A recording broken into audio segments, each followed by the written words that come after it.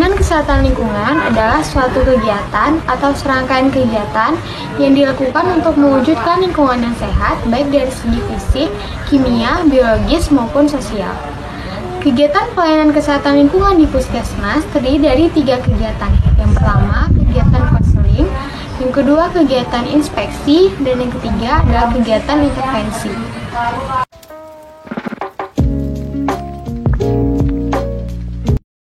Pelayanan kesehatan lingkungan yang pertama adalah konseling. Konseling adalah hubungan komunikasi antara tenaga kesehatan lingkungan dengan pasien dengan tujuan memecahkan atau mengenali masalah lingkungan yang sedang dihadapi oleh pasien.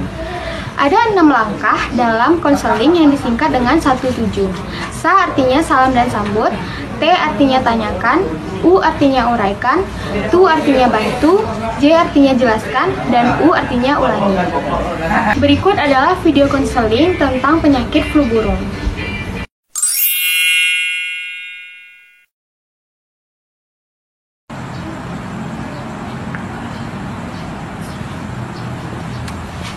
Terima kasih sudah datang. Ini dengan Ibu Clara Septianda, usianya 22 tahun ya Bu. Tadi Ibu didiagnosa terkena penyakit berbasis lingkungan yaitu flu burung. Ya, jadi kenapa Ibu dirujuk ke klinik sanitasi? Karena Ibu terkena penyakit yang berbasis lingkungan yaitu flu burung. Jadi di sini Ibu menjelaskan dulu, flu burung itu adalah flu yang ditularkan burung ke manusia. Dalam dunia medis, flu burung jadi dikenal dengan sebutan after influenza. Jadi virusnya adalah virus H5N1 atau H7N9. Jadi di sini ada penularannya Bu, penularannya kontak langsung dengan unggas atau kontak dengan lingkungan yang tercemar virus flu burung. Nah, berikut ini adalah gejala-gejalanya, gejala pada unggas dan pada manusia seperti demam, batuk, radang tenggorokan, dan lain. Dan ini cara pencegahannya, seperti membersihkan tangan, menyemprot sterilisasi, menjaga kebersihan kandang, memastikan dan untuk mengonsumsi daging yang telah dimasak dengan baik. Pengobatannya seperti ini Bu yang sudah kita lihat, istirahat dan tidur yang cukup, banyak minum, segera minum obat batuk, dan ke puskesmas. Jadi kegiatan yang kita lakukan hari ini adalah kegiatan konseling. Kegiatan konseling itu adalah hubungan komunikasi antara tenaga kesehatan lingkungan dengan pasien untuk memecahkan masalah kesehatan lingkungan yang dihadapi oleh pasien. Jadi di sini saya ingin bertanya, Ibu memelihara unggas? Iya Bu. Berapa ekor? Kira-kira ada 10 ekor Bu. Unggasnya apa aja? Ya kayak ayam, burung, sama kucing. Ibu memelihara unggas itu lokasinya di mana? Di belakang rumah. Di belakang rumah, dengan kandang ya Bu ya? Ya, kandangnya terbuat dari apa Bu? Dari kayu-kayu. Ibu membersihkan kandang biasanya sekali berapa lama? 2 kali dalam sebulan biasanya. 2 kali sebulan ya Bu? Jadi Ibu bertanya, akhir-akhir ini atau belakangan ini sebelum Ibu sakit ada unggas yang mati mendadak gitu? Ada Bu. Iya. Jadi sekitar 7 hari sebelum Ibu sakit ini Ibu ada masak makanan yang dari unggas nggak? Contohnya seperti ayam, Ibu masak dari unggas Ibu sendiri gitu? Enggak ada Bu. Lalu sekitar 7 hari sebelum sakit ini Ibu ada kontak dengan unggas nggak? Kayak memberi makan? Ada ya Bu? Iya. Kalau kita kontak dengan unggas tuh Ibu ke kandangnya memakai masker atau sarung tangan nggak Bu? Biasanya nggak ada Bu. Nggak pakai masker? Iya. Setelah dari kandang itu kan kita menuju ke rumah. Ibu cuci tangan nggak Bu? Misalnya habis dari kandang? Enggak Bu, biasanya sih enggak. Enggak. Oleh karena itu, saya dapat menyimpulkan ada 2 masalah Ibu. Yang pertama, kandang unggas tidak terpelihara, dan yang kedua, perilaku tidak sehat. Oleh karena itu, tindakan dari saran dari saya, yang pertama, karena unggas tidak terpelihara, Ibu sebaiknya menjauhkan kandang unggas dari tempat tinggal. Yang kedua, menjaga kebersihan unggas. Misalnya Ibu membersihkan kandang unggas itu 2 kali dalam seminggu. Selanjutnya, mencuci hama kandang unggas secara berkala. Dan yang terakhir, unggas yang mati segera dikubur. Untuk yang perilaku tidak sehat, saran dari saya sebaiknya Ibu memakai masker atau dan sarung tangan ketika ingin ke kandang atau ingin memberi makan serta membersihkan kotoran di kandang. Dan setelah dari itu Ibu harus cuci tangan pakai sabun. Jadi di sini saya ingin membuat kesepakatan kepada Ibu kapan kami dari tim sanitarian bisa ke rumah Ibu untuk melihat kondisi sanitasi di rumah Ibu. Besok siang bisa. Jadi kami besok siang akan datang ke rumah ibu untuk melakukan namanya inspeksi, yaitu untuk melihat secara langsung bagaimana kondisi sanitasi di rumah ibu. Terima kasih Bu yang datang ke ibu.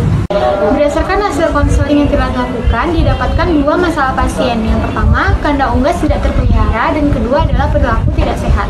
Tindakan atau saran untuk kandang unggas tidak terpelihara adalah yang pertama, menjauhkan sekandang dari tempat tinggal. Yang kedua, menjaga kebersihan dan sanitasi kandang. Yang ketiga, secara berkala mencuci hama kandang. Dan yang keempat, unggas yang mati segera dikubur. Untuk perilaku tidak sehat, tindakan atau saran yang dilakukan yang pertama adalah memakai masker dan sarung tangan ketika ingin ke kandang. Dan yang kedua, cuci tangan pakai sabun sehabis dari kandang. Pelayanan kesehatan lingkungan di Puskesmas yang kedua adalah inspeksi kesehatan lingkungan. Inspeksi kesehatan lingkungan adalah pengamatan dan pengukuran media lingkungan di tempat dalam rangka pengawasan berdasarkan standar baku mutu untuk mewujudkan kualitas lingkungan yang sehat. Pelaksanaan inspeksi kesehatan lingkungan terdiri dari 3 aspek. Yang pertama, petugas inspeksi. Petugas inspeksi adalah tenaga sanitarian yang diberikan surat tugas oleh Puskesmas. Yang kedua adalah waktu inspeksi. Waktu inspeksi sebaiknya 24 jam setelah konseling. Yang ketiga adalah metode inspeksi. Metode inspeksi kesehatan lingkungan terdiri dari 4. Yang pertama adalah pengukuran fisik media lingkungan. Yang kedua, pengukuran media lingkungan di tempat.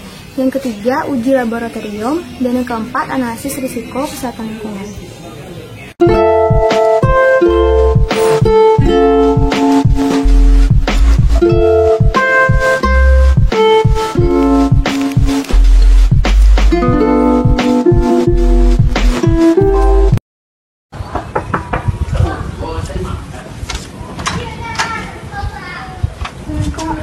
Waalaikumsalam. Ini benar dengan keluarga pasiennya Nona Clara, Bu? Iya, betul. Kami dari tim sanitarian Puskesmas sesuai dengan janjinya ingin melakukan inspeksi ke rumah ibu untuk melihat kondisi sanitasi. Ya, Bu. Bisa ditunjukkan di mana letak kandang unggas nanti? Boleh, Bu.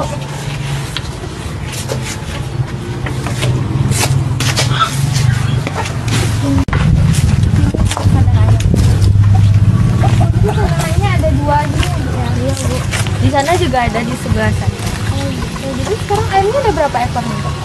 Kurang lebih itu tuh ada 10 ekor. Ya ini kok Itu dilepasin tadi, Bu, tadi pagi. kayaknya belum dibersihkan ya, Bu, ya kandangnya. Iya, Bu. Iya. Jadi saran saya sebaiknya Ibu membersihkan ini tuh 2 kali dalam seminggu, Bu, ya. Jadi supaya terhindar dari virus flu tadi. Iya, Bu. Terus ini nih Ibu kalau kesini pakai masker kayak gini nggak, Bu? Masker pelitup tangan. Enggak sih, Bu. Biasanya saya mau ngeluarin ayam, udah dikeluarin aja. Jadi sebaiknya pakai masker ya, Bu, ya. Soalnya kan kita ini dari pinggir-pinggir sudah mengering ini kan ada debu nanti kehirup oleh manusia. Terus jarak kandang Ibu sama rumahnya terlampau dekat ya, Bu. Ya. Alangkah baiknya kalau lebih dijauhkan lagi. Ini kotoran unggasnya dijadikan pupuk tanaman nggak, Bu? Kadang saya pakai untuk pupuk juga, Bu, kadang enggak juga. Jadi sebenarnya bagus ya, Bu, diolah jadi pupuk. Jadi kotoran unggasnya juga berguna. Jadi nggak bikin penyakit. Sebelumnya kami ucapkan terima kasih, Bu. Nanti akan ditindaklanjuti oleh kegiatan selanjutnya nanti dari Puskesmas. Ya, semoga cepat sembuh untuk Ibu Sarani. Iya, Bu, makasih banyak. Iya, Bu.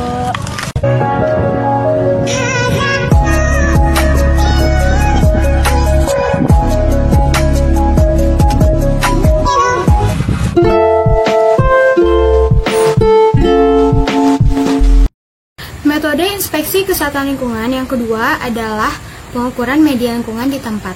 Pengukuran media lingkungan di tempat dilakukan untuk mengetahui konsentrasi pencemar sehingga dapat menimbulkan suatu penyakit. Pengukuran virus flu burung dapat ditularkan dari unggas ke unggas dan dari unggas ke manusia. Penularannya dapat melalui yang pertama melalui feses dari unggas yang terinfeksi dan yang kedua adalah melalui udara.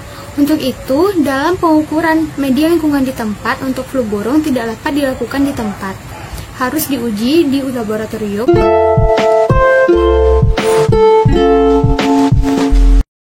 Metode inspeksi kesehatan lingkungan yang ketiga adalah uji laboratorium.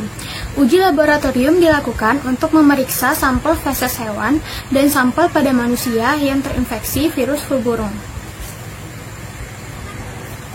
Teknik pengambilan sampel pada feses hewan adalah yang pertama alat.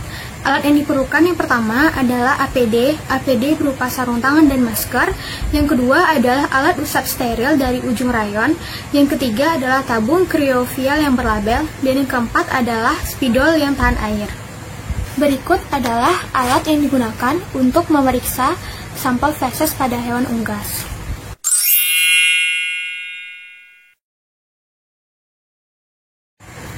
Prosedur pengambilan sampel feses hewan yang terinfeksi adalah yang pertama, ambillah feses yang segar yang masih basah, dan yang kedua, ambil feses dengan menggunakan alat usap steril dan masukkan ke dalam botol kriovial yang telah berlabel.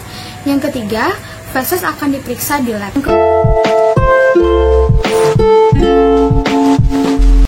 Metode inspeksi kesehatan lingkungan yang keempat adalah analisis risiko kesehatan lingkungan. Analisis risiko kesehatan lingkungan adalah suatu pendekatan dengan mengkaji atau menelaah secara mendalam untuk mengenal, memahami, memprediksi kondisi dan karakteristik lingkungan yang berpotensi terhadap timbulnya risiko kesehatan. Langkah-langkah dalam ARKL ini terbagi menjadi 4. Yang pertama, identifikasi bahaya. Yang kedua, evaluasi dosis respon. Yang ketiga, pengukuran pemajanan. Dan yang keempat adalah penetapan risiko.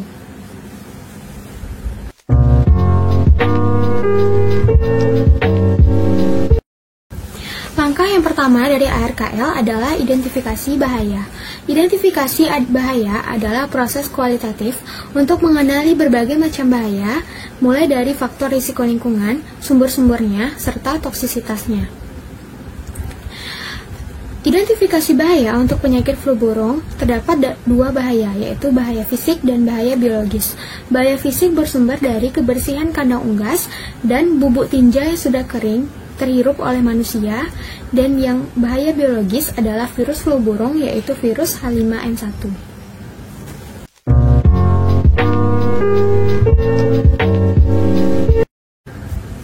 Langkah ARKL yang kedua adalah evaluasi dosis respon.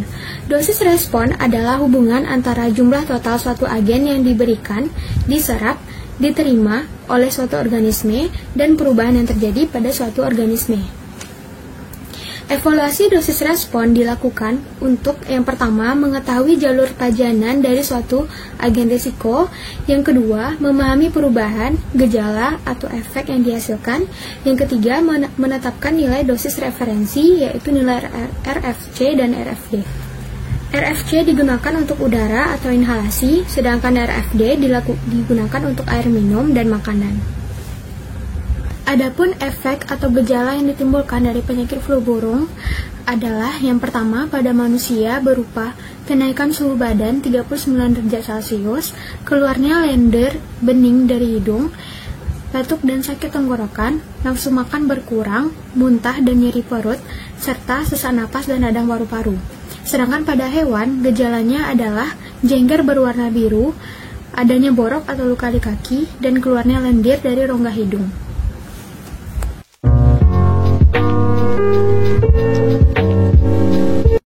Langkah RKL yang ketiga adalah pengukuran pemajanan atau analisis pemajanan. Pengukuran pemajanan adalah perkiraan besaran, frekuensi, dan lamanya pemajanan pada manusia oleh suatu bahan melalui semua jalur dan menghasilkan perakiraan pemajanan.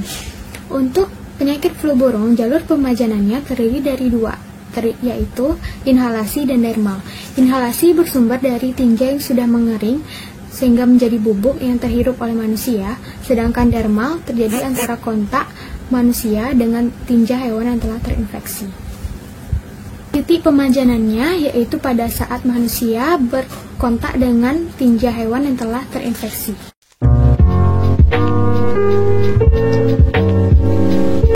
Langkah RKL yang keempat adalah penetapan risiko. Penetapan risiko adalah mengintegrasikan daya racun dan pemajanan ke dalam perkiraan batas atas risiko kesehatan yang terkandung dalam suatu bahan.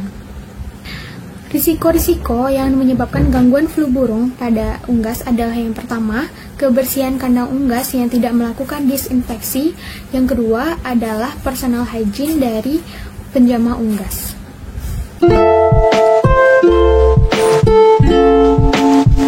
Kegiatan pelayanan kesehatan lingkungan yang ketiga di Puskesmas adalah intervensi kesehatan lingkungan. Intervensi kesehatan lingkungan adalah tindakan penyehatan, pengamanan, dan pengendalian untuk mewujudkan kualitas lingkungan yang sehat, baik dari aspek fisik, kimia, biologi, maupun sosial. Intervensi kesehatan lingkungan meliputi 4 kegiatan. Yang pertama, komunikasi, informasi, edukasi, serta pemberdayaan masyarakat. Yang kedua, perbaikan dan pembangunan sarana. Yang ketiga, pengembangan teknologi tepat guna. Dan yang keempat, rekayasa lingkungan.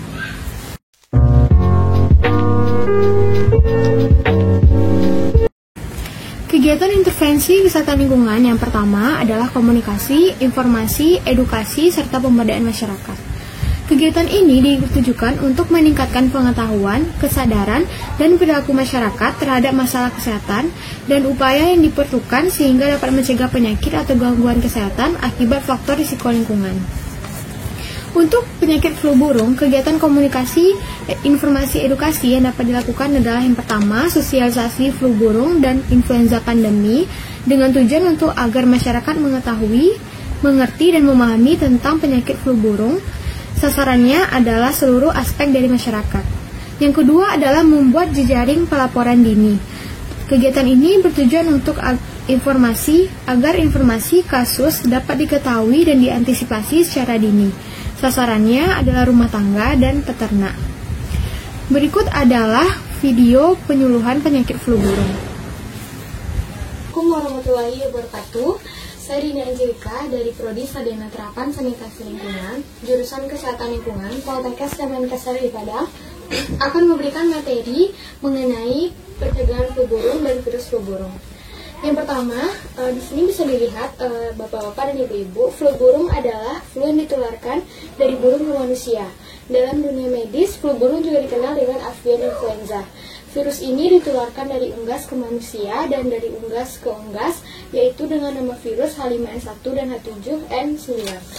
Selanjutnya, bisa dilihat di sini bagaimana cara penularannya. Yang pertama, kontak langsung dengan unggas yang sakit atau mati mendadak. Yang kedua adalah kontak dengan lingkungan yang tercemar virus flu burung yang berasal dari kotoran atau hewan atau cairan yang ada di paru atau mata unggas. Selanjutnya, gejala flu burung seperti yang ada di gambar ini, yaitu pada unggas dan pada manusia. Pada unggas seperti jengger berwarna biru, borok di kaki, kematian mendadak. Sedangkan pada manusia seperti demam, batuk, flu, nyeri tenggorokan, radang saluran, pneumonia, infeksi mata, dan nyeri otot. Selanjutnya adalah bagaimana kegiatan pencegahannya.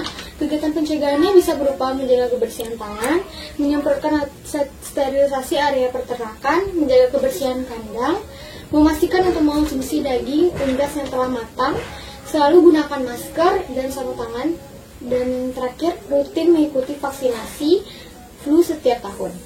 Lalu bagaimana cara pengobatannya? Pengobatannya dapat berupa istirahat dan tidur yang cukup, banyak minum obat batuk, segera ke puskesmas atau rumah sakit terdekat jika mengalami gejala-gejala. Selanjutnya, pengobatan bagi penderita yaitu pemberian oksigen bila sesak nafas dan pemberian cairan infus serta pemberian obat aman tadi. Demikianlah penyuluhan yang bisa saya sampaikan. Terima kasih atas segala perhatiannya. Assalamualaikum warahmatullahi wabarakatuh.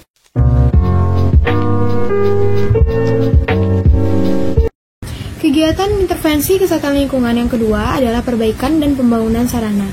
Perbaikan dan pembangunan sarana diperlukan apabila pada hasil inspeksi terdapat faktor risiko lingkungan pada lingkungan rumah pasien. Untuk penyakit flu burung, perbaikan dan pembangunan sarana yang dilakukan adalah memperbaiki dan membangun kandang unggas yang saniter. Kandang unggas yang saniter adalah kandang unggas yang tersinari matahari dan dalam kondisi yang tidak lembab. Karena kondisi yang lembab akan menyebabkan cepat bertumbuhnya virus atau bakteri. Oleh karena itu, harus dibuat lubang ventilasi udara dan lubang atap untuk mengurangi kelembapan tersebut.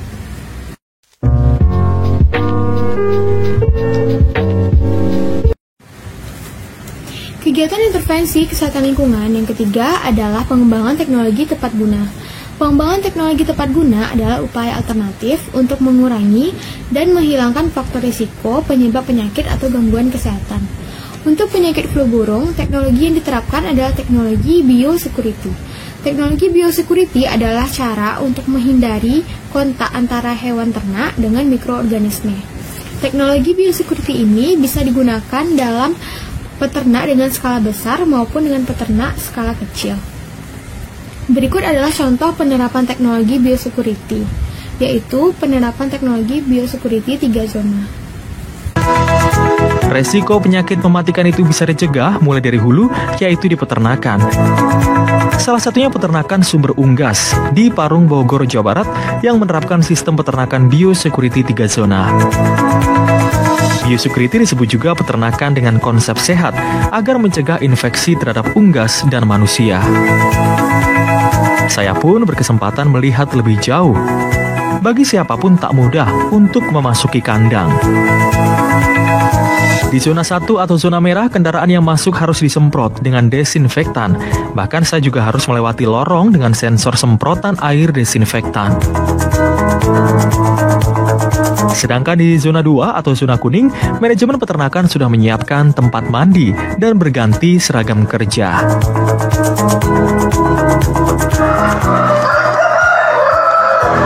Nah pemirsa, setelah tadi saya sudah di zona 1 dan juga zona 2, saat ini saya sudah steril karena tadi sudah melewati disinfektan, dan juga siapapun pengunjung maupun juga pekerja yang ada di kandang ini semuanya harus melewati fase-fase ini sesuai dengan SOP-nya. Jadi semuanya nanti ketika masuk di kandang ini sudah steril.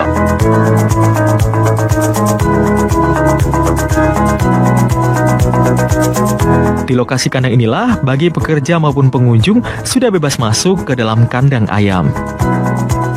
Biosecurity 3 zona menjadi langkah untuk mencegah berbagai penyakit dari manusia ke unggas atau sebaliknya. Nah, kalau ayam sedang stres, datanya sedang turun, lingkungannya ini tidak terjaga dengan baik, maka akan membuka peluang terjadinya infeksi yang masuk ke dalam ayam. Karena kita juga untuk standar breeding, jadi apa yang mesti kita kontrol untuk penyakit-penyakit yang memang harus kita ketahui dan kita pastikan tidak ada, itu juga kita lakukan secara rutin. Selain biosecurity, vaksinasi dan pengawasan kesehatan unggas juga tak luput dilakukan. Maka tak heran kandang sumber unggas mendapat sertifikasi bebas flu burung. Untuk program avian influenza ini kita melakukan vaksinasi untuk selama dia masa pertumbuhan dari anak ayam sampai dengan awal produksi itu 3 kali program vaksinasi untuk avian influenza, dan selanjutnya setelah masa produksi diulang setiap 3 bulan sekali. Sistem peternakan yang sehat menimbulkan rasa aman terutama pekerja kandang yang berhubungan langsung dengan unggas. Ini dirasa cukup aman bagi saya sama ayam-ayam di sini, ya biar sehat semua, sama ayamnya sama pekerjaannya juga ya.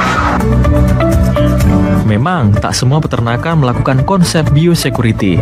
Kementerian Pertanian bekerjasama dengan FAO secara bertahap akan mengembangkan jangkauan mitra peternak untuk menerapkan biosecurity. Menjadi tantangan kita saat ini adalah terutama untuk mensosialisasikan dan membantu para peternak skala menengah dan kecil, bagaimana mereka bisa mengimplementasikan biosecurity 3 zona itu di tempat mereka masing-masing. Seandainya ayam yang Anda beli tidak berasal dari peternak yang menerapkan biosecurity dengan baik, pastikan Anda memasak ayam dengan benar, salah satunya merebus ayam dengan suhu mendidih. Jangan sampai minimnya kesadaran kesehatan unggas menjadi pemicu munculnya penyakit flu burung hingga kembali menelan korban jiwa. Pemirsa, dengan standar peternakan yang baik, maka secara langsung dan tidak langsung bisa melindungi masyarakat sebagai konsumen saat mengonsumsi telur maupun juga daging ayam. Lebih penting daripada itu, untuk mencegah penyakit yang ditimbulkan. Dari Parung, Bogor, Jawa Barat, Ervan Wahyudin dan Parianto, RTV.